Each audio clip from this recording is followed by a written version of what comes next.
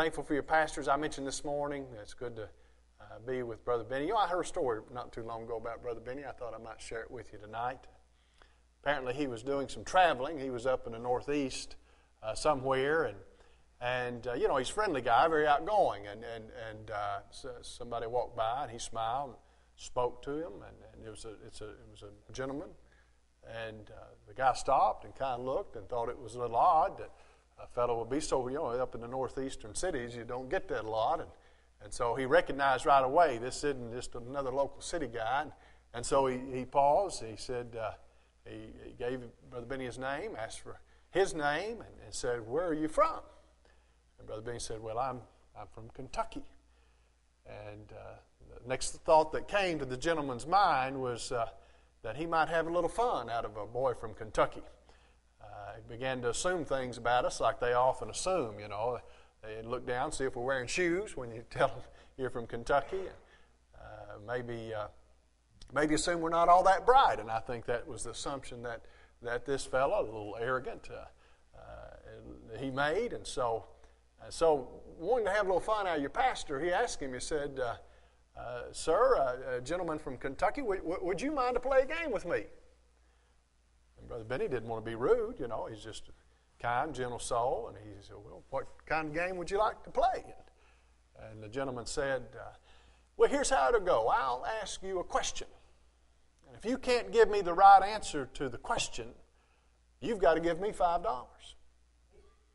He said, "Then you can ask me a question. And if I can't give you the right answer to your question," and then he smiled and he said, "Well, you know, I'm pretty sure I'll know anything a fellow from Kentucky would know. So I'll tell you what, I'll give you $500 if I can't answer your question." Brother Benny thought that sounded like a pretty good deal. And so he said, "Okay, I'll play the game with you." And the gentleman said, "Well, I'll go first." And he asked Brother Benny, he said, "Can you tell me, gentleman from Kentucky, how far is it from the sun to the moon?" Well, Brother Benny knew he'd had that in school way back somewhere back then, and he thought for a moment, but he knew he just couldn't remember exactly how far it was from the sun to the moon. And so he didn't even guess. He just reached in his pocket and he pulled out a $5 bill and he handed it right over. The old fella kind of grinned at him, and Brother Benny then said, "Is it my turn now?" And he said, "Yes, you take your best shot at me, gentleman from Kentucky." And that's when Brother Benny asked him this. He said, "Can you tell me what climbs a hill with 3 legs and comes down with 4? Well, the guy got such a puzzled look on his face, and he kind of shook his head, and he said, "Ask that question again." Brother Benny asked him again, said, "What climbs a hill with 3 legs and comes down with 4?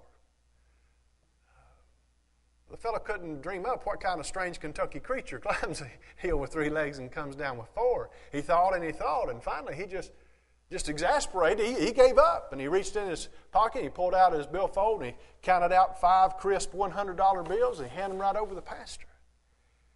And he said, I can't believe you knew something I didn't know, and you're from Kentucky. It's killing me. You got to tell me, what climbs a hill with 3 legs and comes down with 4? Well, pastor didn't say a word. He just reached in his pocket, and he got another $5 bill, and he handed it right over to that fella.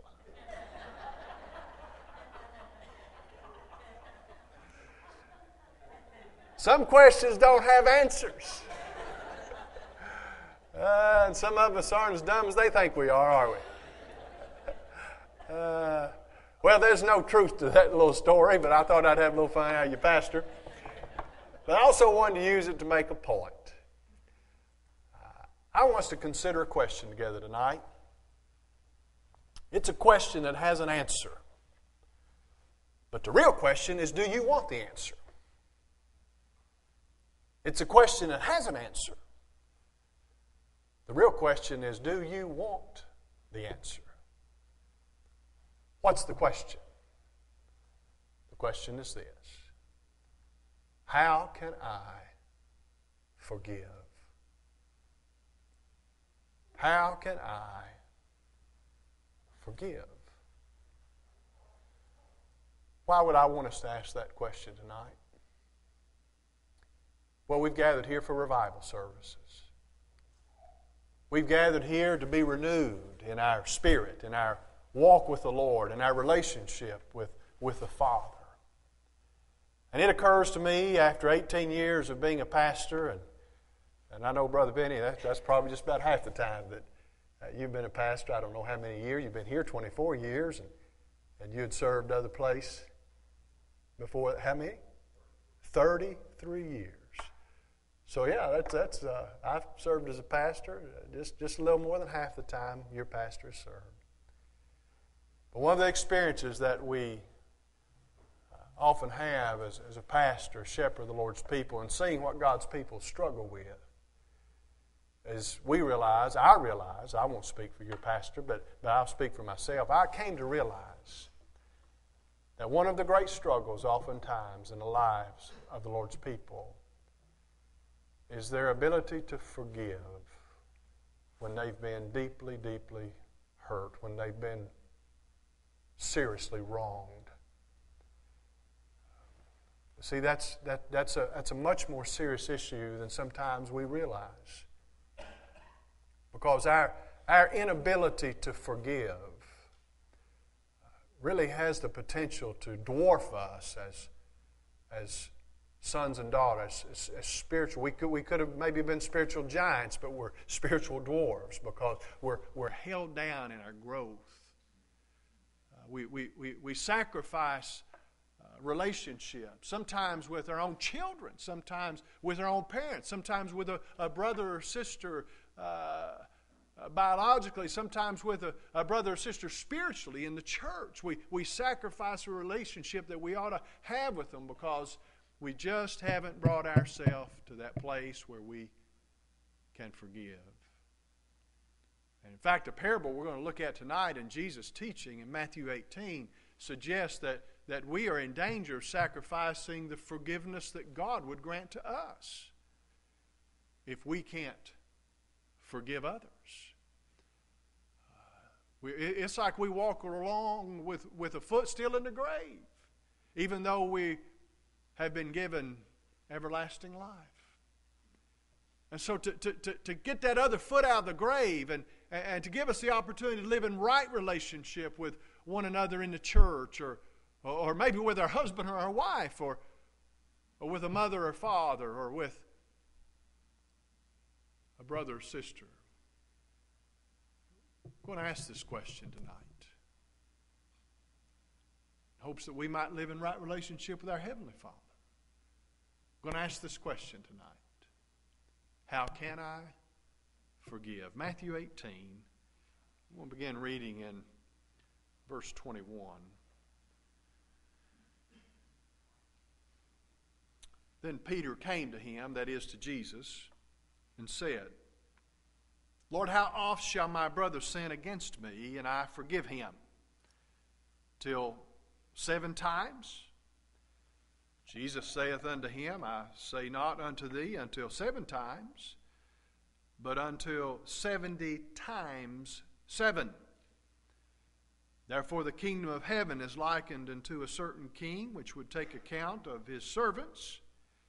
And when he had begun to reckon, one was brought unto him which owed him 10,000 talents. But for as much as he had not to pay, his Lord commanded him to be sold, and his wife and children, and all that he had, and payment to be made. Then the servant therefore fell down and worshipped him, saying, Lord, have patience with me, and I will pay thee all. Then the Lord of that servant was moved with compassion, and loosed him, and forgave him the debt. Let me stop there for now. How can I forgive? Here's where it starts. Remember, you've been forgiven. Remember, you've been forgiven. You want to walk on this path of being able to forgive those who have hurt you. Here's the first step on the path to forgiveness. You remember you've been forgiven. Jesus tells a parable here in response to Peter's question. As with all the parables in Scripture, we find that they're best understood within the context of Jesus telling them. And what we find in the context here of Matthew 18 is is Jesus has been preaching, he's been teaching his disciples about the kingdom of heaven. The verses leading up to Peter's question, if we were to go back and read all those verses, in Matthew 18, we'd see Jesus speaking about the childlike faith that's necessary for us to enter the kingdom of heaven, about the childlike humility that is the key to greatness in the kingdom of heaven. Then Jesus talks about the danger of leading a child into sin. He talks about God's desire to save the children. Next, he takes up how God's children should relate to one another. And he describes that threefold process for reconciliation, that three-step process. I hope, I trust that you're familiar with it, that when someone's sinned against you or hurt you, and you find yourself in a bad place with another person in the relationship, then here's what we're told to do. And Jesus gives us those steps. And in response to all of that, Peter asks a question. He asks, Lord, how often shall my brother sin against me? Verse 21, and I forgive him. And then Peter offers a response as a part of the question. He says, up to 7 times. Now, Peter probably didn't just pull that number out of thin air. In fact, some of the Bible teachers suggest that it was the teaching of the Pharisees, the religious leaders of the day, that 7 being the perfect and the whole number, symbolic of that. That if you've forgiven a person who has hurt you, and then they hurt you again, you forgive them again, they hurt you again, they forget. If that goes on and you forgive them up to 7 times, then you have completed all that God would have you do. You've met your obligation. You've achieved, in a sense, that perfection or that complete number, and so you're only obligated to forgive up to 7 times. Peter may have heard that teaching, and so he's going to ask the Lord, the Master, what about that, Lord? What about that? Up to 7 times. Jesus responds by saying, I don't say to you up to 7 times, but up to 70 times 7.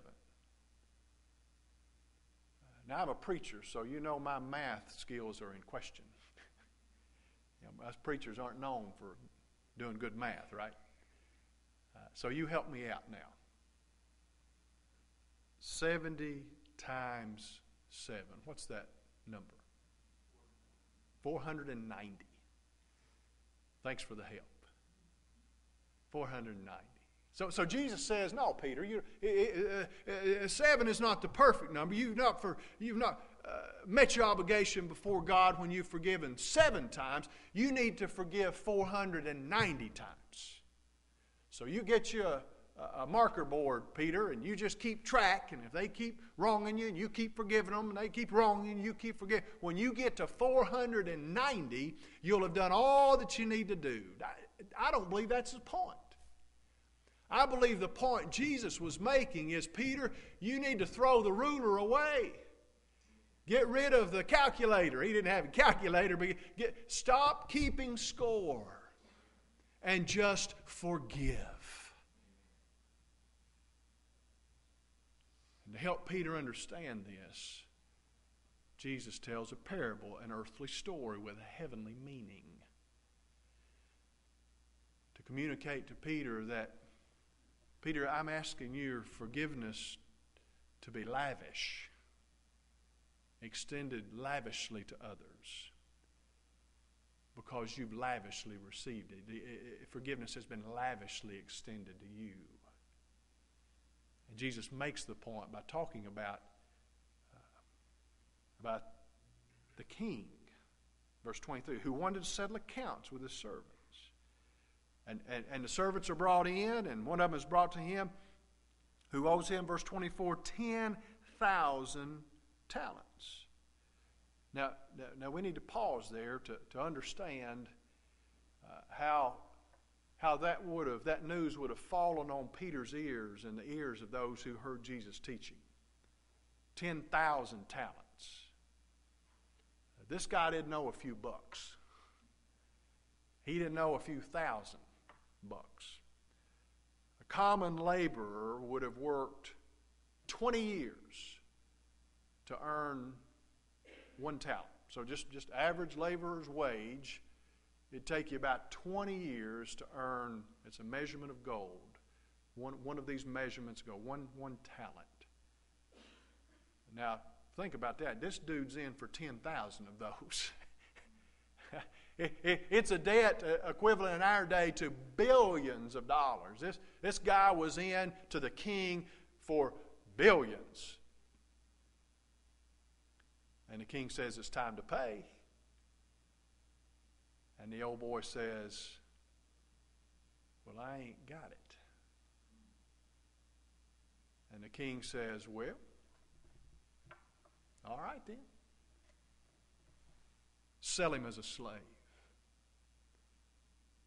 And sell his wife as a slave. And sell his children as slaves. And sell everything that he has. And I'll take that. Now the reality is, this dude and his wife and all their kids and everything he had wouldn't have been even a drop in the bucket compared to 10,000 talents. And so the point the king is making is not this is my payment, it's this is your punishment. You can't pay this debt, and I know you can't, and you'll never be able to. And so your punishment is you're going to lose your freedom, and your wife and your children are going to lose their freedom. Everything you love is about to disappear from your life, including your own freedom and your family and all that you have. And hearing the news, the man crumbles to the ground and begins to beg for mercy. And Jesus said the king, he was moved with compassion, and he forgave him the debt. Wow. 10,000 billions. The king just speaks and it's forgiven. It's gone. Isn't that beautiful? That's beautiful. Jesus, he's using this story to help Peter. Peter's asking, how much do I have to forgive them for how they've hurt me? Jesus uses the story to turn Peter's attention to how much he's been forgiven. Peter, you're worried about keeping score on others who have hurt you. Let's think about what you owe. Let's think about what you've been forgiven. I think we should do the same. Instead of keeping track of how others have hurt us and trying to decide, will we forgive them? Are they worthy of forgiveness? Have they done anything that would justify me forgive? Instead of that, we should remember how much we've been forgiven. That on the cross, the Lord Jesus took it all. Every lie you've ever told, every partial truth, every lustful glance, every hurtful word, every selfish act, everything you've taken that wasn't yours, every compromise of your integrity, every drinking binge or pill popped or joint smoked, every sexual sin, it's all gone. The burden has fallen away. You're free. You're free. Jesus paid it all. All to him I owe. My sin had left a crimson stain. He washed it white as snow. Isn't that beautiful? Doesn't that feel good? If you've put your trust in Jesus as your Savior, if you've confessed him as your Lord, the debt has been canceled. Now, if you haven't, you're still carrying the burden. There's a debt you cannot repay. But the good news of the gospel is that Jesus has paid it for you. And if you would turn your life over to Him, if you'd put your trust in what He did on that cross and through His resurrection and confess Him as the Lord, the Master, the ruler of your life, the Bible says you're saved, you're forgiven, it's gone, and you don't ever have to give an account for any of it. And that is beautiful. In fact, the only reason you should even remember the sins you've been forgiven is to remind you how great is your Savior. He loved you enough to do that for you. But there may be one more reason to remember how much you've been forgiven, and that is to help you find within yourself the desire and the willingness to forgive others. In fact, Paul puts it this way in Ephesians. He says, be kind to one another, tender-hearted, forgiving one another as God for Christ's sake forgave you. He ties it together. You've been forgiven, so you need to forgive. In Colossians, be forbearing with one another and forgiving of one another. If anyone have aught or quarrel against any, even as Christ has forgiven you. So it's always tied together. This thought, this command, this expectation of God that you need to forgive others. You must forgive others. It's tied to the reality that you've been forgiven.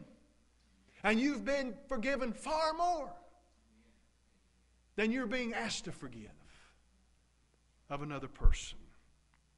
So there's where it starts. You remember what you've been forgiven. And do you want to know the answer to the question, how can I forgive? If you do, there's step one. You remember what you've been forgiven. Here's step two. You realize the consequences of unforgiveness. Stop and think for a moment. What's it going to mean if I won't forgive? If I refuse to let this go, if I insist on holding on to this, these feelings, this hatred, this contempt, if I am not willing to let it go, what does that mean? Well, Jesus confronts us with that as He continues in the parable. Picking up there where we left off. We left off with verse 27. Now, in verse 28. But the same servant went out. The same guy, remember, he's just been forgiven of billions of dollars in debt. He went out and found one of his fellow servants, which owed him 100 pence. And he laid hands on him, and he took him by the throat, saying, Pay me that thou owest. And his fellow servant fell down at his feet and besought him, saying, Have patience with me, and I'll pay thee all. And he would not, but went and cast him into prison till he should pay the debt. Now, let me stop there. What are the consequences of not being willing to let this go? You're going to have heart trouble. You're going to have heart trouble. In fact, there's a study that was done, the results of which were released some time back, that indicated that people who carry around a lot of bitterness and anger towards others, that they're not willing or ready to forgive others, that there is a protein that's elevated in their blood counts that puts them at a much higher risk of heart attack. It's been traced medically, scientifically. And so there's the possibility that you're going to have heart trouble. But beyond the idea of your physical heart, you're having problems with your physical heart, Jesus here is communicating some things about your spiritual heart that you need to know. One of the things that you need to know is that if you're unwilling to forgive others, you're going to have a hard heart. It'll produce in you a hard heart. Now think how hard-hearted this dude is. He was just been forgiven a mountain of debt. He goes out and finds somebody who owes him pocket change in comparison. And the Bible says he laid hands on him. He took him by the throat. That's nasty. He grabbed him by the throat. He said, you pay me what you owe. Could you imagine being that hard-hearted? You're just forgiven so much, and the first thing you do is go out and you find somebody who owes you something, and you grab them by the throat and you demand that they that they pay you.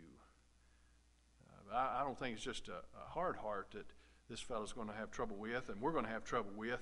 I think there's also the reality of a hateful heart, a hate-filled heart. I mean, you look down and see what this fellow, how he reacts when he's got the gentleman by the throat and demanding that he pay, and the guy says, I can't pay.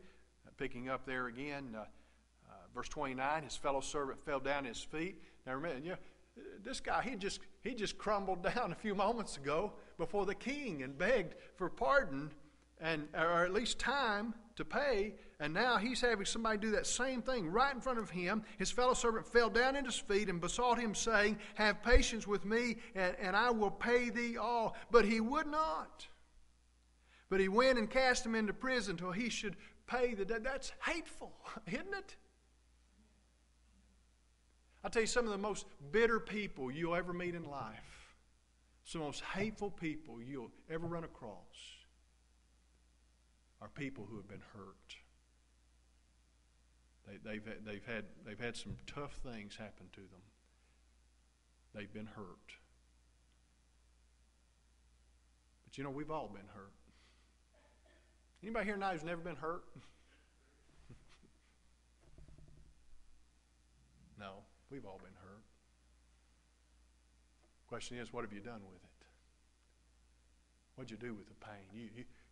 You keep that bottled up. You refuse to forgive those who've hurt you. You refuse to let it go and release it. It'll create that kind of bitterness in you or in me. And we'll be that bitter person, that hateful person no one wants to be around. Because that's what it does to your heart. But it also gives you a heavy heart. I want you to notice what happens next. Verse 31. So when his fellow servants saw what was done, they were very sorry. And they came and told unto their Lord, remember the king? He's back in the story here. They told the king all that was done. Then his Lord, or the king, verse 32, after that he had called him, said unto him, Thou wicked servant, I forgave thee all that debt because thou desiredest me. Verse 33, should not thou also have had compassion on thy fellow servant, even as I had pity on thee? And his Lord was wroth, or he was angry, and he delivered him to the tormentors till he should pay all that was due him. Now think about where this guy is. He's just been forgiven a debt of billions of dollars. He had been told, I'm going to sell you and your wife and your kids and all that you have, and you'll be slaves. And then he begged for pardon, and he received it, and he walked away scot-free. I mean, his next thought should have been, I'm going to Disney World. This should have been the happiest day of his life. He should have rushed home and grabbed his wife and his children and embraced them and hugged them and said, honey, daddy's home. Baby's daddy's home. Nobody's coming to take you.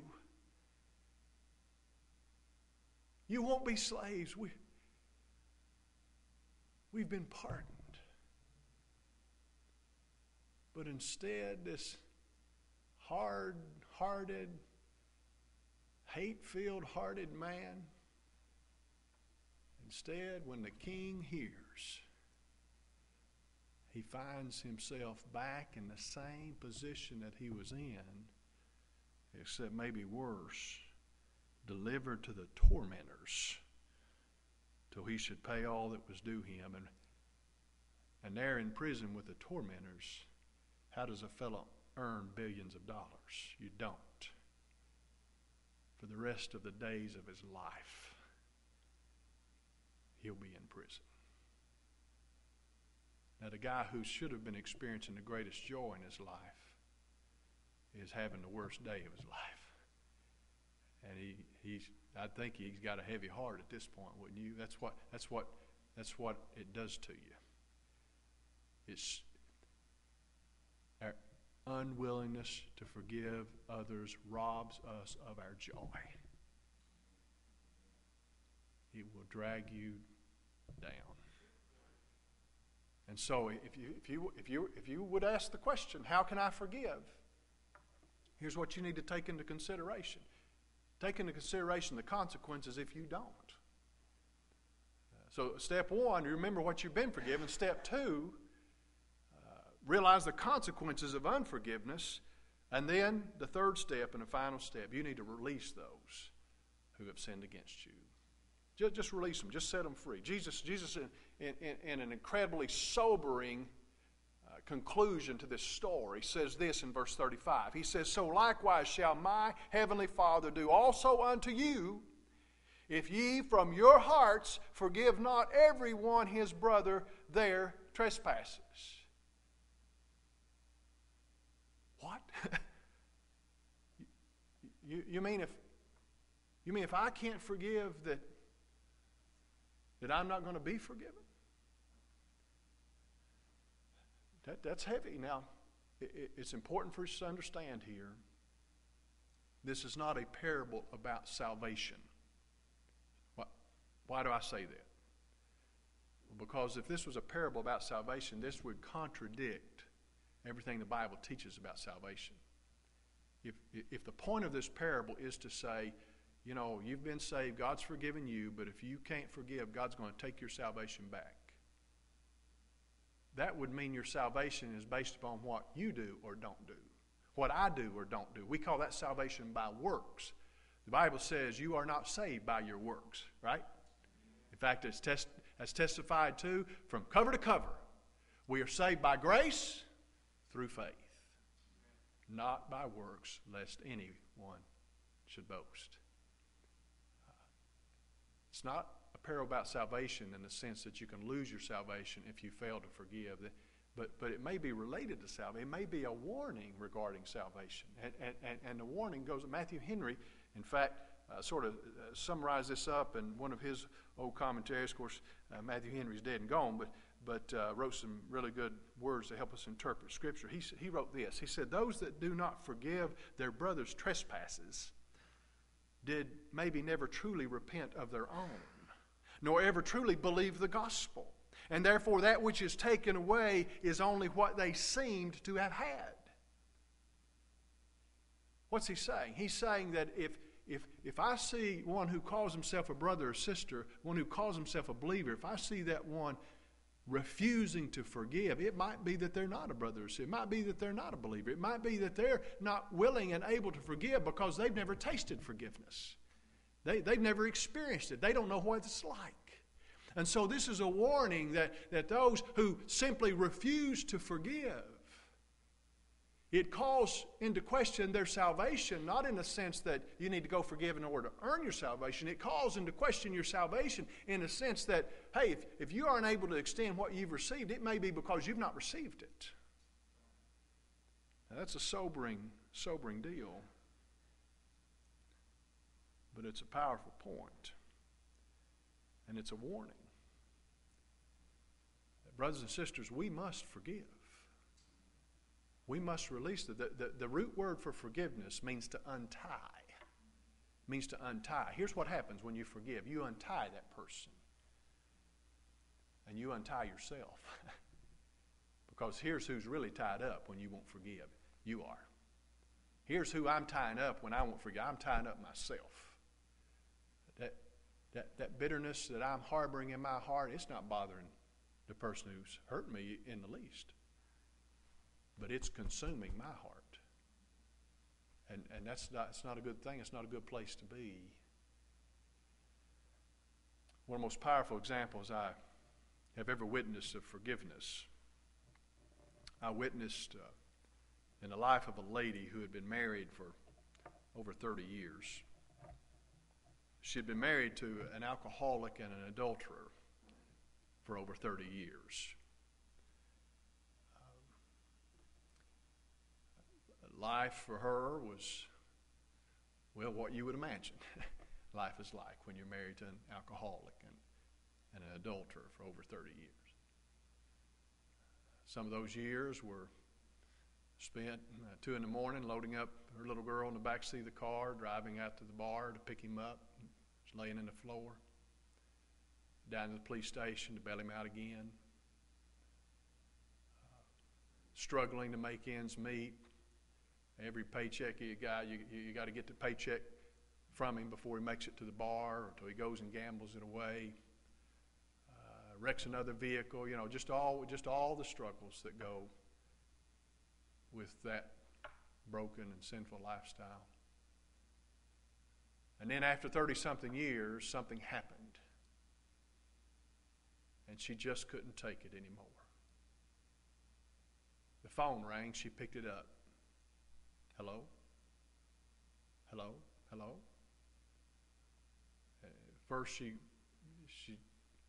couldn't, just sort of muffled noises on the other end. She couldn't hear what was going on. And then she recognized the voice of her husband. He was a truck driver, gone a lot. Seems that he was stuck for another weekend up in the Northeast, some city where he always seemed to be getting stuck. As she listened, he didn't know he'd called her. He pocket dialed, that send button calls the last number. And she's listening to her husband in the Walmart shopping for Christmas gifts for his girlfriend's grandkids. Girlfriend she didn't know he had. She knew he'd been unfaithful in the past. She thought they'd worked through it, but thought they had worked through it. But as she listened to that, for about as long as she could take it, she knew she couldn't take it anymore. She hung up the phone, and she called me. She called me because I'm a preacher, and preachers supposed to know what to do, right, Brother Benny? And she called me because I'm her son-in-law. And she said, Paul, I don't think I can take it anymore. What would God think of me if I divorce him? I said, well, but let's be clear, you don't have to divorce him, but from what I read in the Bible, he's been unfaithful as a husband, and you have permission to divorce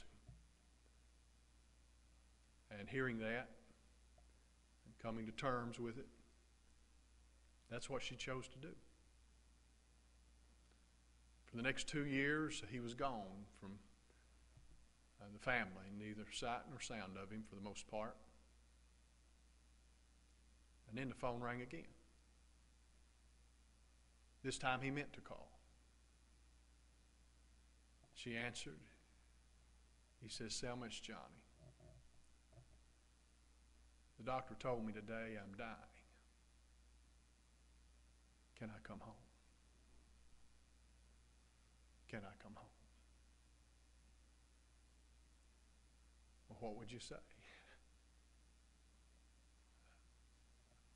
Been smoking cigarettes since he was 9. He'd caught up with him. His lifestyle, he had lung cancer and he was dying. I don't know what I would have said, but I'll tell you what one of the most godly women I've ever met said. She said, yes, Johnny, you can come home. I remarried him in our living room.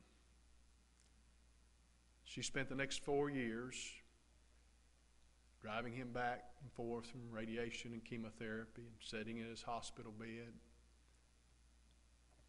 cooking for him and cleaning up after him, and forgiving him. Although it didn't take her 4 years to forgive him, she forgave him right away. And you know what that did? The forgiveness that he received from her, and the way for the first time he was able to understand the forgiveness that God wanted to give him in Christ. It changed that man. I've never seen a person more radically transformed in my life. He came home and he went to church the next Sunday, and the next Wednesday, and the next Sunday. If he wasn't in a hospital and they were having services, he was there. And he trusted Christ as his Savior. And I'll tell you, it was like a stranger suddenly walked into our family. I'd known him since I was, 13 years old. But I didn't know this guy. I've never seen such a change come over a person. And when he died, and I preached his funeral, we celebrated. We celebrated a man who was lost, who had been found. A filthy, rotten sinner who had been saved and forgiven and changed. I tell you, brothers and sisters, forgiveness is a powerful thing. Amen.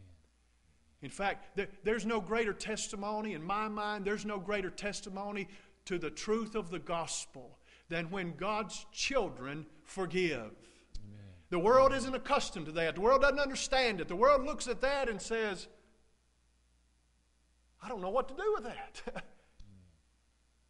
But they cannot deny that something is different about a man or a woman who is willing to release, to let it go. Now, I don't know how crazy it might seem to you that I would suggest to you that the person who has hurt you should be let go, that they should be forgiven. I don't know what they've done that would cause just the very thought of them in your mind to cause your blood to boil. What they've done, how many times they've done it, how wicked, how awful it was. What they subjected you to, or worse yet, what they subjected someone you loved dearly to. I don't know. But you do. And so we're back to the question. Do you want the answer? How can I forgive? You know the answer. And the only question left is, will you forgive? Will you forgive? Let's stand.